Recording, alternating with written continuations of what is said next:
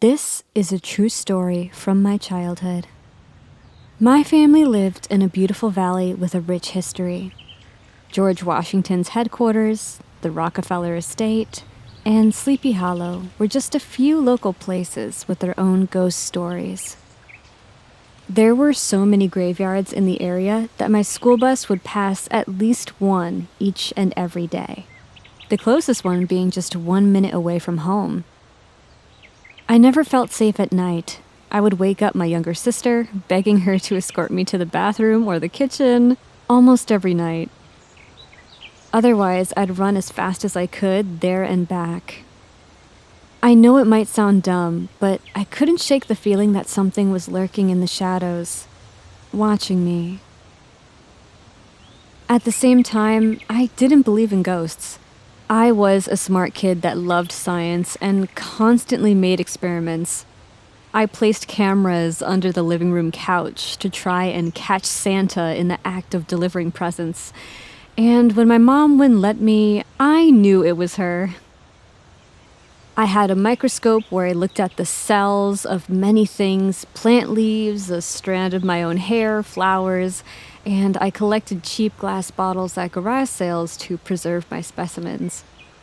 I even recorded my room overnight with a camera on a few occasions, confident that no ghost would appear since they were just as made up as the Tooth Fairy anyway. Still, a true scientist must seek proof for and against what they believe in, so they can clear their bias and discover the truth. As expected, my camera didn't capture any ghosts. My sister and I shared a room until I was about 10 years old. It was at the end of a long hallway with stairs on one end and more rooms on the other. My sister's bed was right next to the doorway and a light switch. Mine was near a window on the other side of the room. There was another window on the parallel wall, which really helped to light up the room at night. One night, we went to bed at 8 p.m., as usual, but I woke up just a few hours later. The windows let in the faintest amount of moonlight so I could see where the walls and the dark, blurry shapes of furniture were. I turned my head to check the digital alarm clock on our shared dresser. It was just before midnight. I laid back down and tried to sleep, but for some reason, I was wide awake. I looked around the room, hoping I'd get bored, but the darkness started to creep me out instead. I summoned the courage to get out of bed and speed walk through the dark.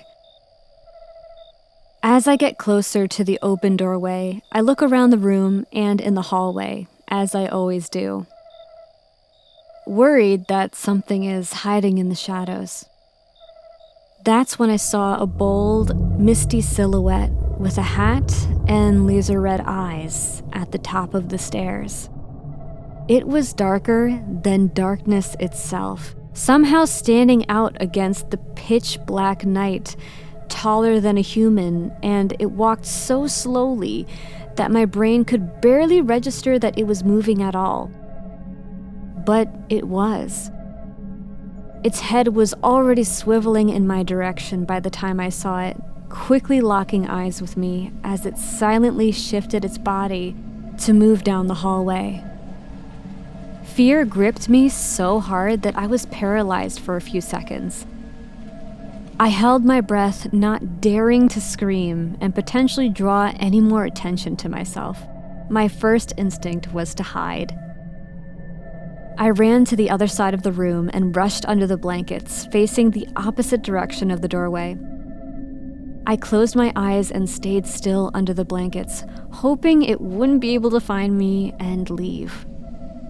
At the same time, I was in a state of disbelief. I thought maybe this was just a bad dream. So I pinched my arm, but I could feel the sharp pain instantly. I waited, not sure how much time passed by until I couldn't take it anymore. I slowly shifted my body to the right and crawled towards the edge of the bed. I carefully lifted the blanket by a few inches. As soon as I laid eyes on the room doorway, there it was, staring right at me from across the room. The shadow man sluggishly walked in, eyes still locked on me the whole time. There was no escape. I hid under the blanket and tried not to panic. Now I was so scared that I couldn't even scream. At the same time, something told me that screaming was the last thing I should do because it would make things escalate fast. I stayed as still and silent as I could for what felt like hours, but it was only a matter of time before I got too anxious to stay put anymore. I turned my body to the right and lifted my blanket just enough to see the digital clock. Time was creeping towards 2 a.m. now. As soon as my eyes registered the digits, I quickly slunk back under the sheet, hoping the creature didn't notice or was already gone. It was silent. I couldn't even hear my sister sleeping anymore. It was as if she stopped breathing, or time was frozen, or I was stuck in some sort of purgatory. All I could do was stare into the void of this dark prison. More time passed, and as it did, somehow my nerves started to settle. The world around me was so quiet. Still no snores from my sister, no rustling tree branches or wind from outside my window. It was surprisingly peaceful. As my heartbeat slowed, I shifted to the left and slowly slid my thumb under the edge of the blanket. I brought my face close to it so I could see better. As soon as I lifted the covers, I saw red eyes perfectly lined up with mine. A shadowy mist surrounded me like a thick fog. I tried to scream, but as soon as my mouth opened, I could feel the darkness choking me, like all the air in the room had disappeared instantly. No, it was more like drowning. But at the same time, I was paralyzed. I couldn't make a sound or move. Black spots filled my vision. The red eyes are overtaken by a darkness that is blacker than black itself.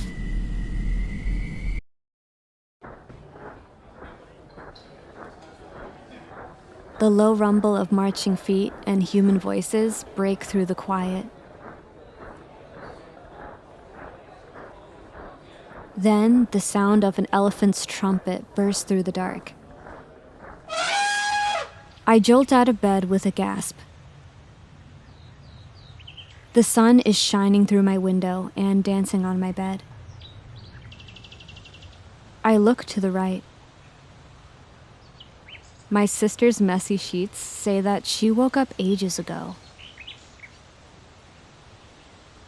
I can smell breakfast in the air. Despite the pleasant summer morning, my heart is beating hard and fast, like I've run a marathon. My eyes frantically search around the edges of the room, under the bed, and in open closets. I know it might sound dumb, but even now, I can't shake the feeling that something is lurking in the shadows, watching me.